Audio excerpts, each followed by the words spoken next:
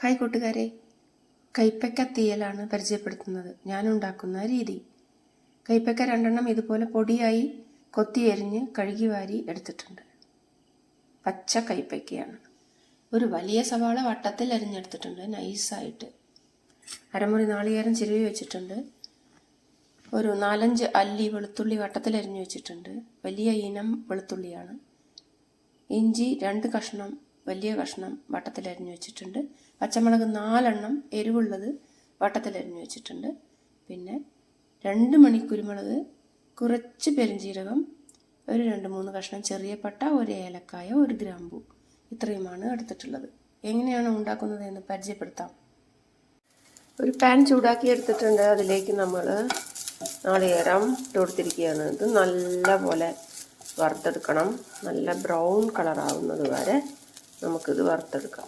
നാളികേരം ഒറ്റയ്ക്ക് വറുത്തെടുക്കണം, അതായത് മറ്റൊന്നും കൂട്ടാതെ വറുത്തെടുക്കണം. നാളികേരം ഇപ്പം നല്ല ബ്രൗൺ കളറായി വന്നിട്ടുണ്ട്. ഈ ഒരു പരുവത്തിൽ വേണം വറുത്തെടുക്കാൻ. ഇതൊരിക്കലും കരിയരുത്. ഇനി നമുക്കിത് അരയ്ക്കാനുള്ള മിക്സിയിലേക്ക് നമുക്ക് കോരിയെടുക്കാം. തീ താത്തി കൊടുത്ത ശേഷം നമുക്ക് ഇത് മിക്സിയിലേക്ക് കോരിയെടുക്കാം.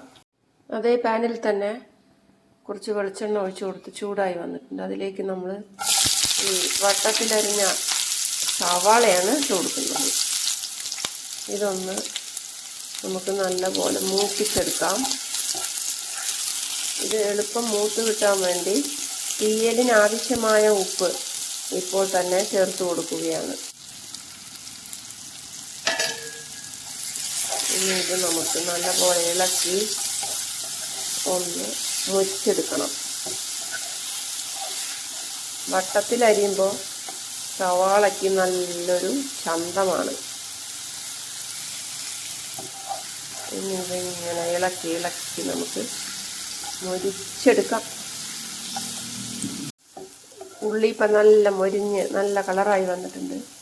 ഇതിലേക്ക് വെളുത്തുള്ളി, പച്ചമുളക്, പട്ട, ഗ്രാമ്പൂ, കുരുമുളക്, ഏലക്ക, ഇഞ്ചി ഒക്കെ ഇട്ട് കൊടുക്കുക. എല്ലാം നല്ലപോലെ ഇളക്കി കൊടുക്കണം.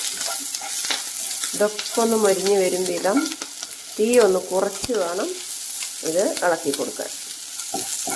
ഇതിൻ്റെ പച്ചമണമൊക്കെ പോയി നല്ലൊരു മണം വരുന്നത് വരെ, വെളുത്തുള്ളിയൊക്കെ വെന്ത് മൊരിയണ വരെ ഇങ്ങനെ ഇളക്കി കൊടുക്കാം. പച്ചമുളകും വെളുത്തുള്ളി ഇഞ്ചിയൊക്കെ മൊരിഞ്ഞ് വന്നിട്ടുണ്ട്. വലിയുള്ളിയും ഞാൻ ഈ കൈപ്പയ്ക്കയാണ് ഇട്ട് കൊടുക്കുന്നത്. കൈപ്പയ്ക്ക നല്ല കയ്പുള്ള പച്ച കളറുള്ള കൈപ്പയ്ക്കയാണ്. ആ കയ്പൊക്കെ നമ്മുടെ ശരീരത്തിന് നല്ലതാണ്, വളരെ നല്ലതാണ്. അതൊന്നും കളയാൻ പാടില്ല.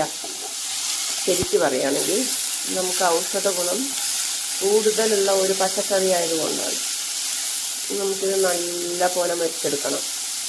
കൈപ്പയ്ക്ക നല്ല പോലെ വേവണം. അപ്പോൾ നമ്മളിത് ഇങ്ങനെ വാട്ടുമ്പോൾ കൈപ്പയ്ക്ക വേവില്ല, മൊരിയാണ് ചെയ്യുക. ഇത് മൊരിഞ്ഞ് വന്ന ശേഷം വെള്ളം ഒഴിച്ചാണ് നമ്മളിത് വേവിച്ചെടുക്കുന്നത്. ഇത് നല്ലപോലെ ഒന്ന് മൊരിയട്ടെ. ആഹാ, ഇപ്പം ഒരു നല്ല മണമാണ് വരുന്നത്. പച്ചമുളക് മൊരിഞ്ഞതിൻ്റെ മണം. കൈപ്പയ്ക്കൊക്കെ നല്ലപോലെ വെന്തിട്ടുണ്ട്. ഇങ്ങനെ ഇളക്കുമ്പോൾ തന്നെ വെന്തിട്ടുണ്ട്. എന്നാലും ഇതിങ്ങനെ വെന്ത് കുഴയണം. അപ്പം നമ്മൾ എന്ത് ചെയ്യും, ഒരു 1/2 ഗ്ലാസ് വെള്ളം അതിലേക്ക് ഒഴിച്ചു കൊടുക്കുന്നു. 1/2 ഗ്ലാസ് വെള്ളം ഒഴിച്ചിട്ട് നമ്മളിത് അടച്ചു വയ്ക്കും. നല്ല പോലെ വേവാൻ വേണ്ടിയാണ്. അപ്പോൾ ഒരു 5 മിനിറ്റ് ഇങ്ങനെ കുറഞ്ഞ തീയിൽ ഇതിവിടെ കടന്ന് വേവട്ടെ. തീയലിൻ്റെ നാളികേരം നല്ല പേസ്റ്റാക്കി അരച്ചെടുക്കണം. നന്നായി അരയ്ക്കണം. ഞാൻ അരയ്ക്കുന്നത് ഒരു കഷ്ണം പുളി വെള്ളത്തിലാണ്. കഷ്ണം പുളി വെള്ളത്തിലിട്ട് ഇങ്ങനെ പിഴിഞ്ഞെടുത്തതിലാണ് ഇത് അരയ്ക്കുന്നത്. പുളി ഒരു അരിനെല്ലിക്ക വലുപ്പത്തിൽ മതി. പുളി ഒരിക്കലും ആറരുത്, കുറച്ച് പുളി മതി. 5 മിനിറ്റ് ഞാനിത് അടച്ചു വെച്ചു. അതിൽ വെള്ളമൊക്കെ വറ്റിയിട്ടുണ്ട്. ഇനി ഇത് നമുക്കൊന്ന് ഇളക്കി കൊടുക്കണം. വെള്ളമൊക്കെ പൂർണ്ണമായും വറ്റിപ്പോയിട്ടുണ്ട്. ഇതിലേക്ക് ഞാനൊരു നുള്ളു മഞ്ഞൾപ്പൊടി, അധികമൊന്നും വേണ്ട. ഒരു നുള്ളു മഞ്ഞൾപ്പൊടി,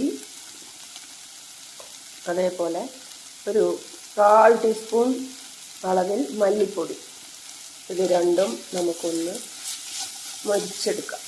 ഈ പൊടികളൊന്ന് പച്ചമണം മാറും വരെ ഒന്ന് ഇളക്കി കൊടുക്കാം.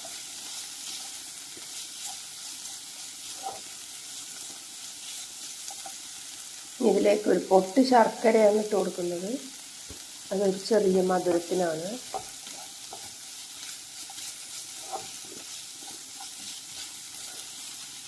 ഇനി ഇതിലേക്ക് പാർന്നു കൊടുക്കുന്നത് നമ്മുടെ അരച്ച് വെച്ചിട്ടുള്ള ഈ ഒരു നാളികേരക്കൂട്ടാണ്. വെള്ളം അധികം ഇല്ലാതെ പുളിവെള്ളത്തിലാണ് ഞാനിത് അരച്ചെടുക്കുന്നത്. ഇത് നമുക്കൊന്ന് ഇളക്കി കൊടുക്കാം.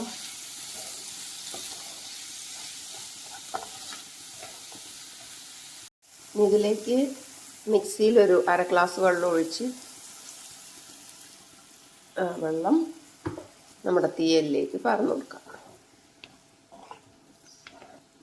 തീയൽ റെഡി ആയിട്ടുണ്ട്. ഇതൊന്ന് തിളക്കട്ടെ. ഇത് കുട്ടികൾക്കൊന്നും ഇഷ്ടമുണ്ടാവില്ല, മുതിർന്നവർക്കാവും. ഇത് കയ്പ്പയ്ക്ക് ഇഷ്ടമുള്ളവർക്കായിരിക്കും ഈ ഒരു കറി ഇഷ്ടമുണ്ടാവുക.